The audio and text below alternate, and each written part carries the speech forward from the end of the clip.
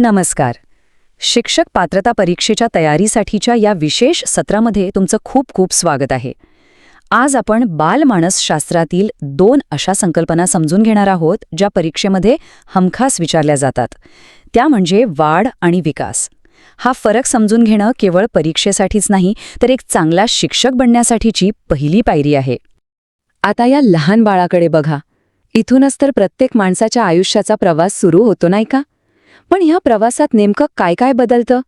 काही बदल आपल्याला डोळ्यांना थेट दिसतात, जसं की उंची वाढते, वजन वाढतं. पण काही बदल असे असतात जे थेट दिसत नाहीत पण जाणवतात, जसं की मुलाची समज वाढते, तो हुशार होतो. चला तर मग ह्याच बदलांमागचं शास्त्र आज एकदम सोप्या भाषेत समजून घेऊया. आजच्या आपल्या चर्चेत आपण ह्या सगळ्या मुद्द्यांवर बोलणार आहोत. एक एक करून वाढ आणि विकासाचे सगळे पैलू आपण समजून घेऊ, जेणेकरून तुमची परीक्षेची तयारी एकदम पक्की होईल. चला तर मग आपल्या आजच्या महत्त्वाच्या विषयाला सुरुवात करूया. मुलांमध्ये जे बदल होतात ना, त्यांना आपण मुख्यत्वे 2 शब्दांमध्ये विभागू शकतो. एक म्हणजे वाढ आणि दुसरा म्हणजे विकास. अगदी साध्या सोप्या भाषेत सांगायचं झालं ना, तर एक बदल असतो तो आकाराशी संबंधित आणि दुसरा असतो तो क्षमतेशी संबंधित.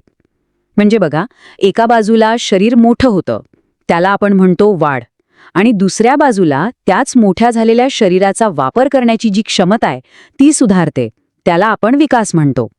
याच 2 गोष्टींवर आज आपण लक्ष देणार आहोत. आता आपण पहिली संकल्पना जरा खोलात जाऊन समजून घेऊया. वाढ. वाढ म्हणजे नक्की काय? तर वाढ म्हणजे असा बदल जो आपण पाहू शकतो आणि महत्त्वाचं म्हणजे मोजूही शकतो. टेट परीक्षेच्या दृष्टीनं ही व्याख्या खूप महत्त्वाची आहे, त्यामुळे नीट लक्ष द्या. वाढ म्हणजे काय? तर शरीराच्या अवयवांची होणारी भौतिक वाढ, ज्यामुळे उंची, वजन हे सगळं वाढतं. यातला सगळ्यात महत्त्वाचा शब्द जो लक्षात ठेवायचा आहे तो म्हणजे संख्यात्मक, म्हणजेच क्वांटिटेटिव्ह.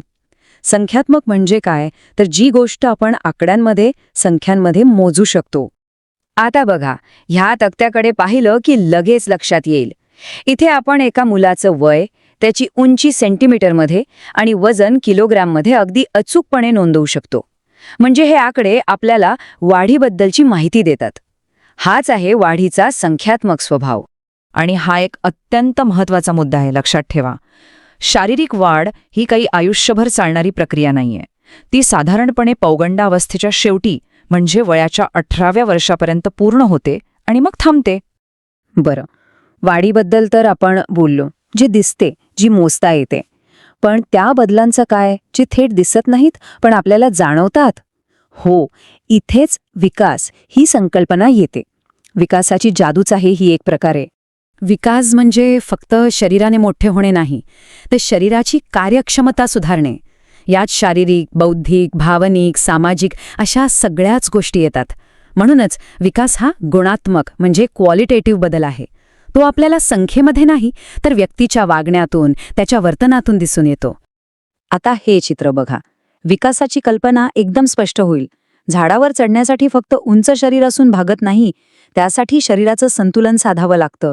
स्नायूंमध्ये ताकद लागते, हात आणि पाय यांच्यात समन्वय लागतो. आणि हो, कोणती फांदी पकडावी हे ठरवण्यासाठी बुद्धी पण लागते. हाच तर आहे सर्वांगीण विकास. आणि हा आहे वाढ आणि विकासातला सगळ्यात मोठा आणि परीक्षेसाठी अत्यंत महत्त्वाचा फरक. वाढ साधारण 18व्या वर्षी थांबते, पण विकास ही आयुष्यभर, म्हणजे जन्मापासून मृत्यूपर्यंत अविरतपणे चालणारी प्रक्रिया आहे. आपण प्रत्येक वळणावर काहीतरी नवीन शिकत असतो, नवी कौशल्य मिळवत असतो.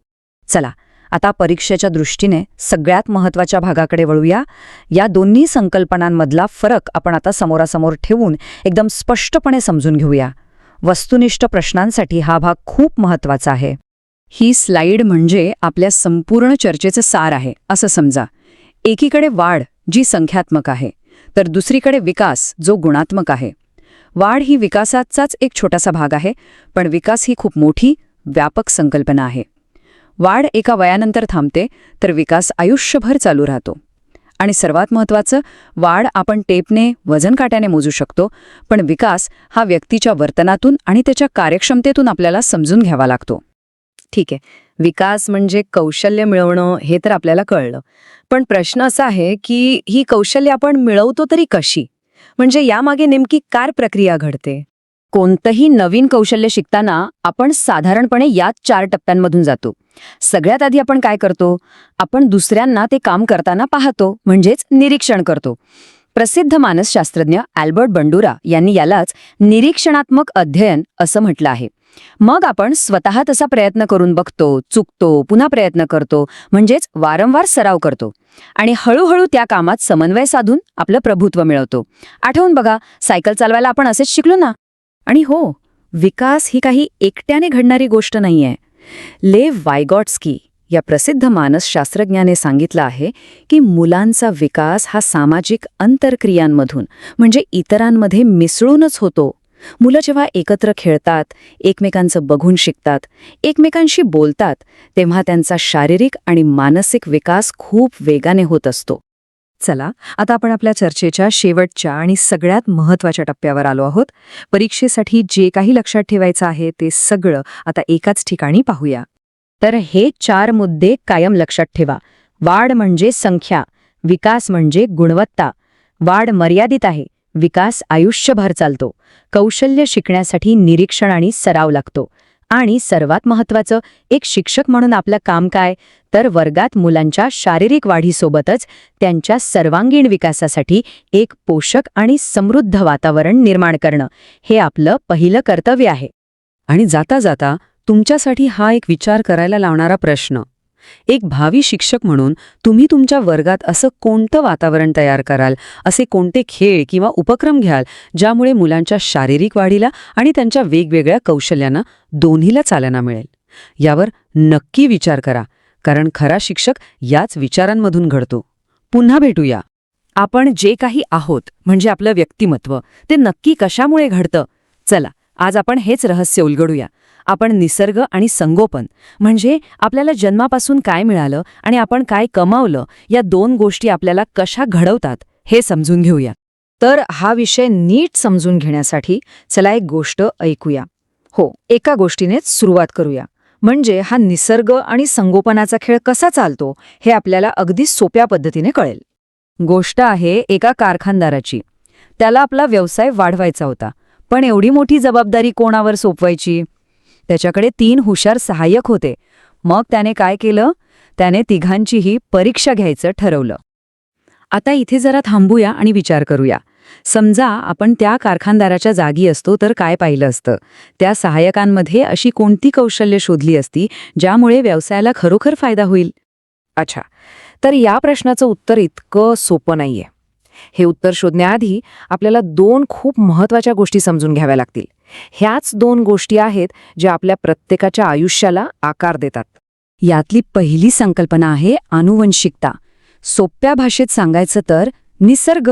याला आपण आपल्या आयुष्याची ब्लूप्रिंट समजू शकतो. म्हणजे घराचा पाया कसा असतो तसाच काहीसं, जे आपल्याला जन्माबरोबरच मिळतं.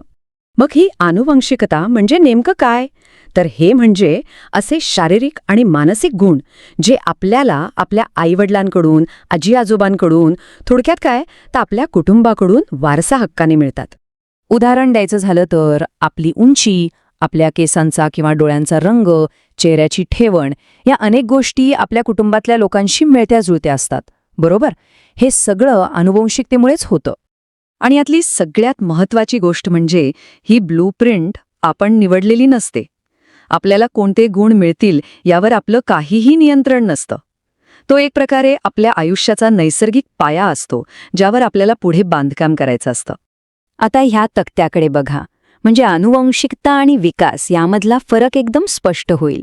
डावीकडे त्या गोष्टी आहेत ज्या आपल्याला निसर्गाने दिल्या आहेत, जसं की उंची किंवा दिसणं. आणि उजवीकडे बघा, ज्ञान, कौशल्य, आरोग्य, या त्या गोष्टी आहेत ज्या आपण स्वतःच्या प्रयत्नांनी म्हणजे संगोपनातून मिळवू शकतो. आणि हेच आपल्याला आपल्या दुसऱ्या संकल्पनेकडे घेऊन जातं, आणि ती आहे विकास म्हणजेच संगोपन. ही ती ताकद आहे जी आपल्याला निसर्गाने दिलेल्या त्या ब्लूप्रिंटवर एक सुंदर, मजबूत इमारत बांधायला शिकवते. मग हा विकास साधायचा कसा?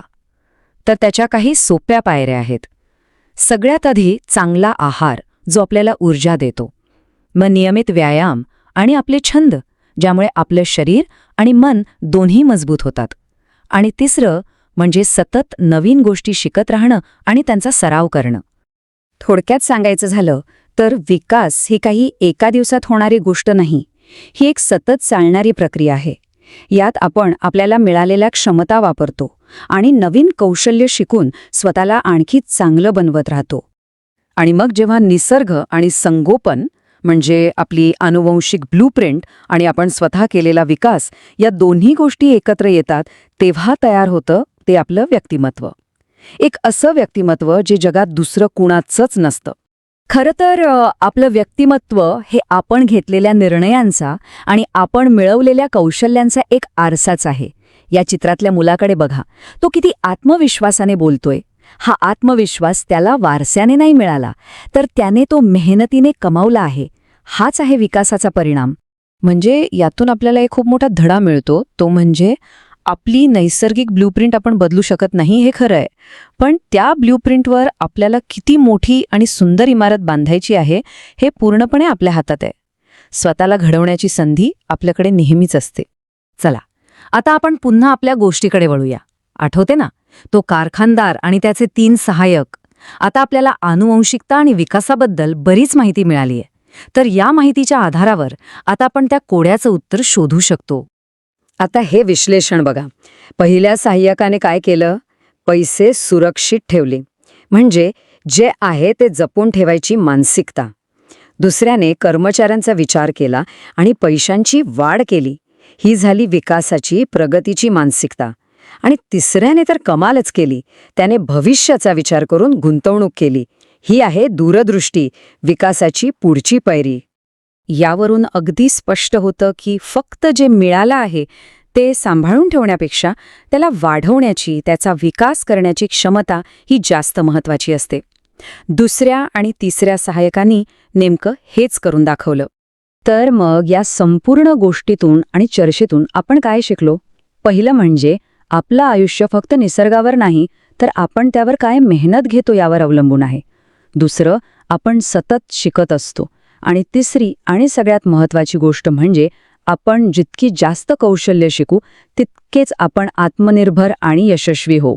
आणि आता जाता जाता एक शेवटचा प्रश्न जो विचार करायला लावणारा आहे. आपली नैसर्गिक ब्लूप्रिंट तर आपल्याला मिळालीये, पण त्यावर यशाची इमारत बांधण्यासाठी आपण आज कोणते बिल्डिंग ब्लॉक्स म्हणजे कोणती कौशल्य आणि कोणत्या चांगल्या सवयी निवडणार आहोत याचा विचार नक्की करा.